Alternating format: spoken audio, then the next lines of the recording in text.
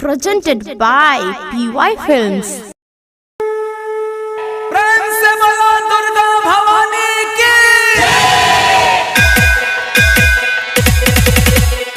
एगो भगवान लगा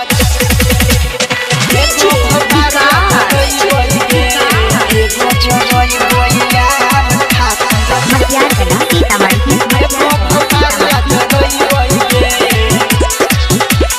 माई के मंदिर नौमी में हमें तू को दिया जरई बइगे हे माई के मंदिर नौमी में हमें तू को दिया जरई बइगे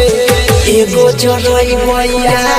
खातिर एगो भतार ला जरई बइगे हां एगो जरई बइया खातिर एगो भतार ला जरई बइगे माई के मंदिर नौमी में हमें तू को दिया जरई बइगे हे माई के मंदिर नौमी में हमें तू को दिया जरई बइगे एगो जरई बइया खातिर एगो भतार ला जरई बइगे हां एगो जरई बइया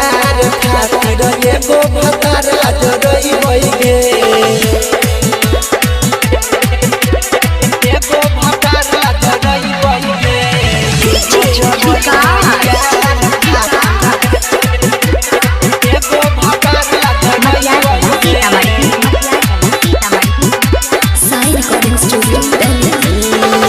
नौ दिन भगवती में नेहिया लगाइबे साँझ सवेरे माई के आरती देखइबे नौ दिन भगवती में नेहिया लगाइबे साँझ सवेरे माई के आरती देखइबे जोरे कलश जोरा पान के पाता हम तो मंगई बइगे जोरे कलश जोरे पान के पाता हम तो मंगई बइगे एगो जरई बइया खातिर एगो भतार ला जरई बइगे हां एगो जरई बइया खातिर एगो भतार ला जरई बइगे एगो भतार ला जरई बइगे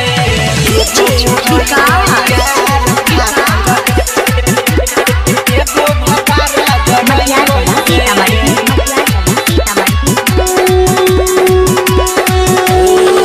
लाले लाले चुनरी से मैया के सजइबे